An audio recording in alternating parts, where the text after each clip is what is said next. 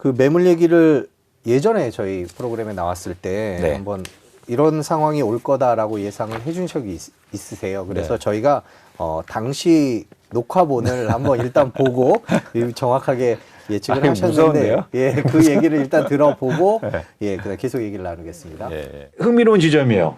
뭐냐면 예전에는 내가 집을 갖고 있다가 싹 걷어들이면 누군가 집을 사러 달려들어야 되는데 이제 없다는 얘기예요.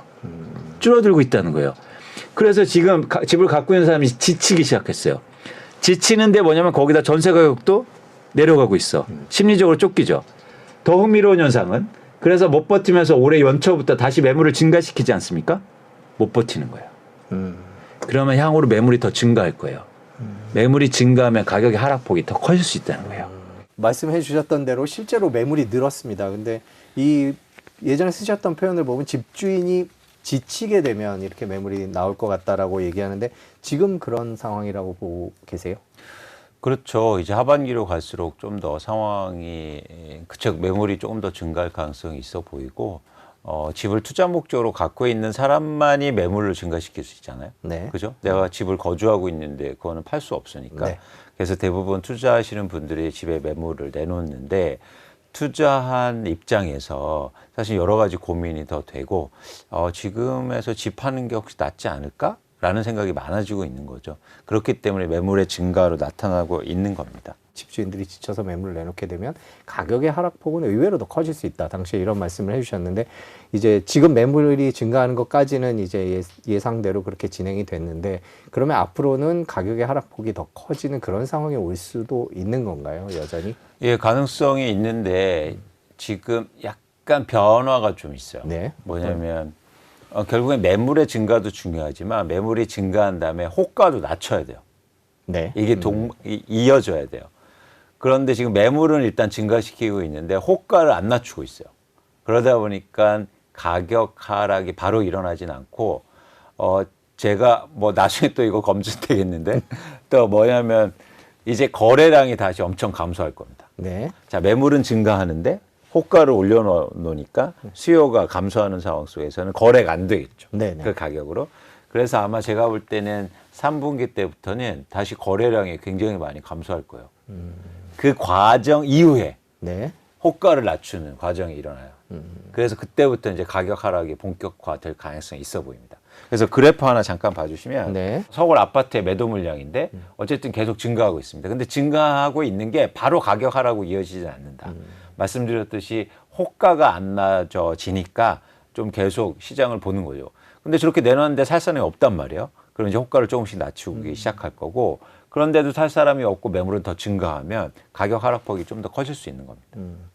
매물이 늘고 있는데 그 매물은 지금은 약간 높은 가격에 나오는 매물들이고 그렇죠. 이 매물들의 가격이 조금씩 안 팔리니까 이제 그렇죠. 내려가기 시작하면 그때 하락이 시작되고 약간 시차를 두고 이루어진다. 그렇죠, 그렇죠. 예. 그게 왜 중요하냐면 항상 그 단계가 필요한 거예요. 집값이 바로 떨어지진 않아요.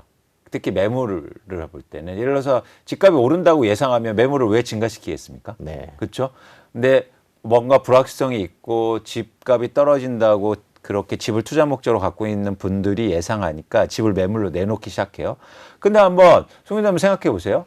내가 집을 파는데 처음부터 싸게 팔아야지 이런 생각 어디 있습니까? 네, 없죠. 일단 한번 높게 내보는 거죠. 그런데 보러 오는 사람이 없어요. 그러면 나 좀 팔아야 되는데 이런 생각을 갖고 있어 내놓은 건데 그러면 결국에는 조금 낮춰볼까 이런 상황이 오는 거죠. 그래서 가격 하락폭이 그런 사람들이 많아질수록 가격 하락폭이 조금 더 커질 수 있다는 겁니다.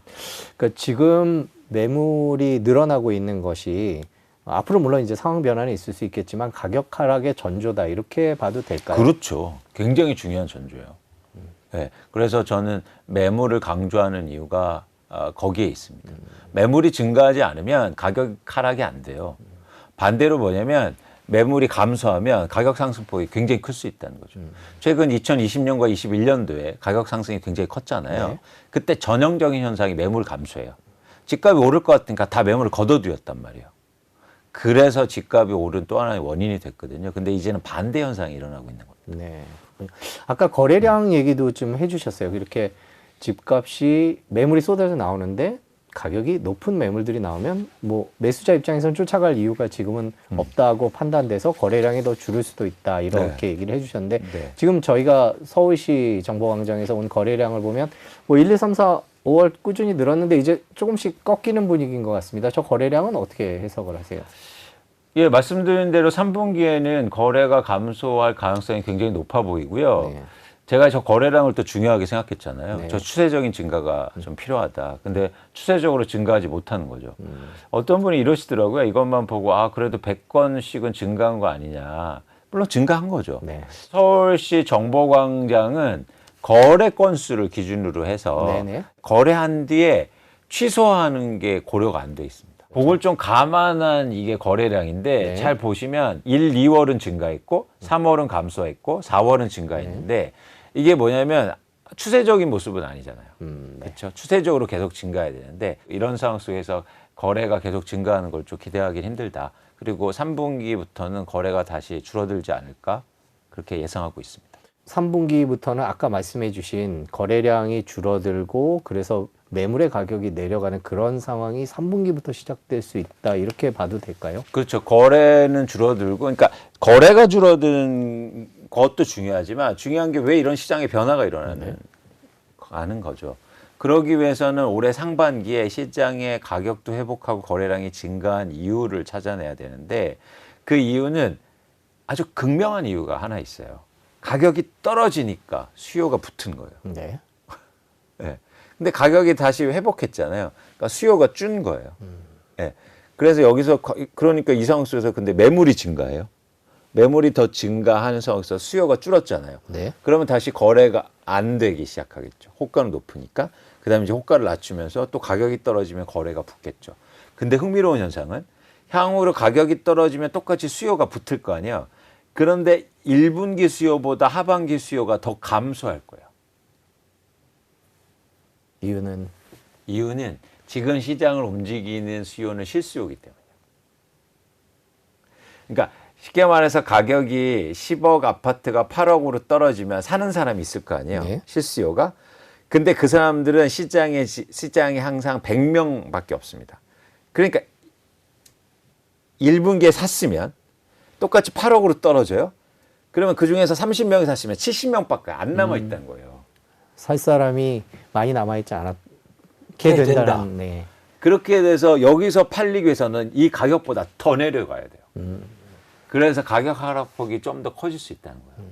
그러니까 이게 바닥 찍은 게 아니다. 바닥 찍으려면 매물이 증가하면 안 돼요. 양이 많아지면. 네네. 계속 줄고 수요도 준 상태에서 수요가 붙으면서 가격을 올려줘야 되는데 그런 상황이 안 돼요. 전형적으로 보여주잖아요. 매물이 증가하는 겁니다. 그래서 그러면 이제는 뭐 9억이면 팔리겠지, 8억이면 팔리겠지 하는데 이제는 8억으로 내렸는데도 또 1분기보다는 이상하게 사는 사람이 줄어 있어. 왜냐하면 이미 샀기 때문에. 그건 어떻습니까? 1분기에 정부가 특례보금자리론 같은 거를 하면서 수요를 조금 만들어준 효과가 있었잖아요. 그럼 있죠. 이제 하반기에는 그 수요도 이제 없어지는 거다. 그렇기 때문에 더 수요가 줄어들 거다. 이런 전망도 있는데 거기에는 동의하십니까? 동의하죠. 네. 왜냐하면 말씀하셨듯이 실수요는 한번 일어나면 또 나오기 힘드니까. 네네. 예, 이게 바로 실수요의 특징이거든요. 정해져 있는 수요이기 때문에. 네. 그런 차원에서는 저희가 실수요가 계속 증가하지 않으면 어느 분기에 일어났으면 다른 분기에는 줄어드는 상황이 있을 수 있다는 겁니다. 더 많은 뉴스를 보시려면 화면 오른쪽에 있는 구독 버튼을 눌러주시면 됩니다. 그리고 제보할 게 있으면 꼭 저희한테 보내주십시오. 저희가 열심히 취재하도록 하겠습니다. 항상 SBS 뉴스를 시청해 주셔서 대단히 고맙습니다.